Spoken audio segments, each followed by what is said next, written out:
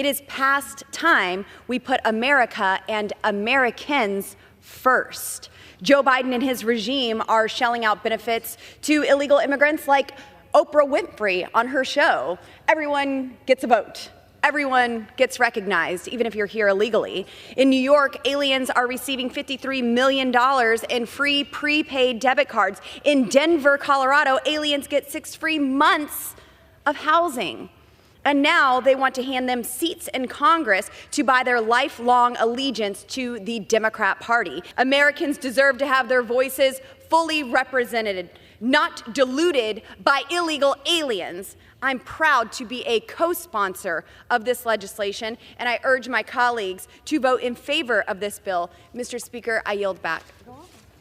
Thank you kindly, and it's always delightful to hear my friend from Colorado speak. One thing that I do want to point out, however, because there might be some students in the gallery today, is that there can be no illegal aliens and there can be no green card holders in Congress, because the Constitution very clearly specifies that you must have been a citizen for 7 years before you run for the House, and you must have been a citizen for 9 years before you run for the Senate, and you must be a born U.S. citizen in order to run for president of the United States, which some of the historians, as I think I mentioned before, attribute to Thomas Jefferson trying to write Alexander Hamilton out of the presidential sweepstakes. In any event, I think that my colleagues should probably relax with some of the hyperbole and exaggeration here.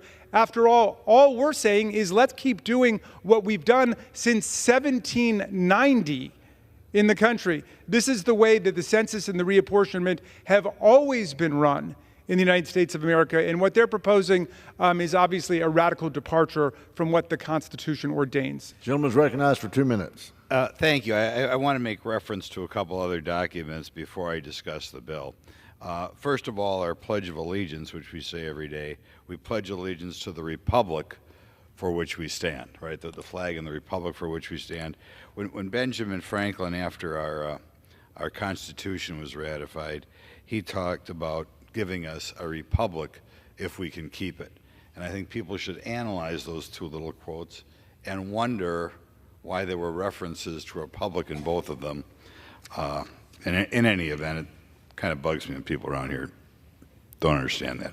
I think it's absolutely bizarre that to this point we have been sending out census forms and not asking the first question that you would figure would pop into your head. Are you a citizen? It's kind of embarrassing it hasn't happened up to this point. We have another problem in that there's some states declaring themselves sanctuary states or some sanctuary cities in which they seem to be encouraging people to come here who really shouldn't be in the country at all under current law. So in any event, I think this is a great bill. First of all, we should, in apportioning congressional seats, take into account people are citizens, not people who are non-citizens, many of which I assume are going to return to the country they came from. And secondly, we expect on the form, the first thing that I look, they put things on their race. Sometimes in the surveys, they put on, time do you own a expired. TV or that sort of thing. So in Gentleman's any event, something that should be time expected. has I'd expired. like to thank the gentleman from Arizona yields again back. for giving me the 2 Arizona minutes. reserved. The gentleman from Maryland is recognized. Mr. Speaker, thank you very much. I'm about to yield to my friend Ms. Meng from New York, but I'm inspired by the remarks of the gentleman from Wisconsin, especially about the word republic, which of course comes from res publica, the public thing.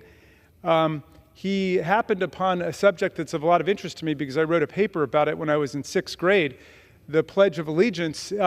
It was written by a radical Baptist minister named Francis Bellamy. I'm not sure if the gentleman's aware of that, on the 400th anniversary of Columbus's arrival in the New World.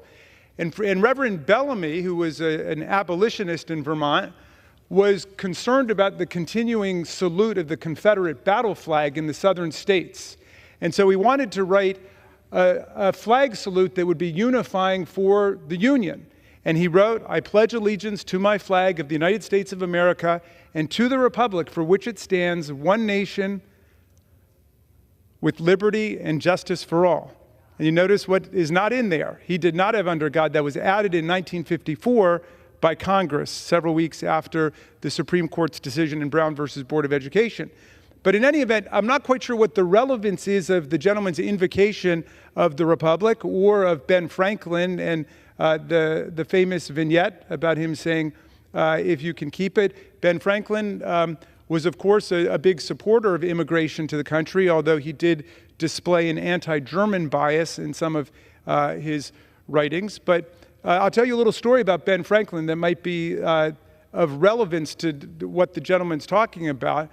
Apparently, because I just did a tour in Philadelphia with the Ben Franklin people up there, and we learned this wonderful story. He made a loan to a friend of his for $100, and then he recorded in his diary that this gentleman he made a loan to for $100, Josiah, was always disappearing behind a tree or a building whenever Ben came along. And he finally caught up with him and he said, Josiah, you know, I loaned you $100, and I'm wondering, am I going to be able to get my principal back, or at least the interest? And Josiah said, well, Ben, look, the $100 is well invested somewhere else, so you don't have to worry about that. And Franklin said, well, what about the interest? He said, well, I forgot to tell you that it's against my religion to pay interest, so I can't pay you the interest. So Franklin said, you mean to tell me it's against your principal to pay me the interest, and it's against your interest to pay me the principal?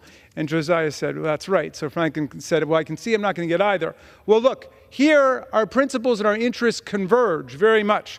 The principles are set forth in the Constitution, which is we count everybody, and everybody is part of the census, and everybody is part of the reapportionment process. It's been like that since 1790. We don't need to start finger painting on the Constitution with this silly election year proposal.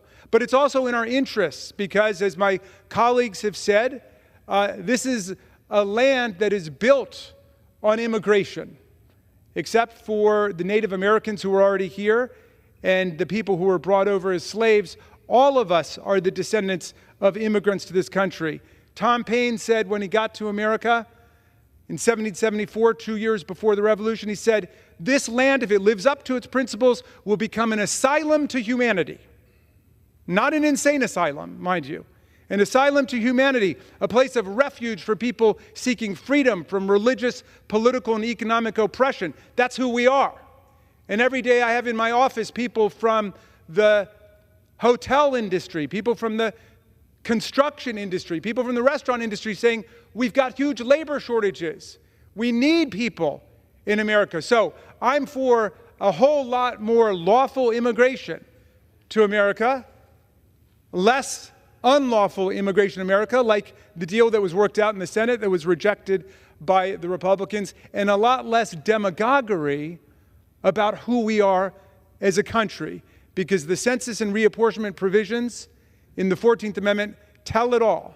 This is a country that's for everybody, seeking opportunity and hope, willing to follow the law and follow our Constitution. With that, I will yield to the gentlelady from New York.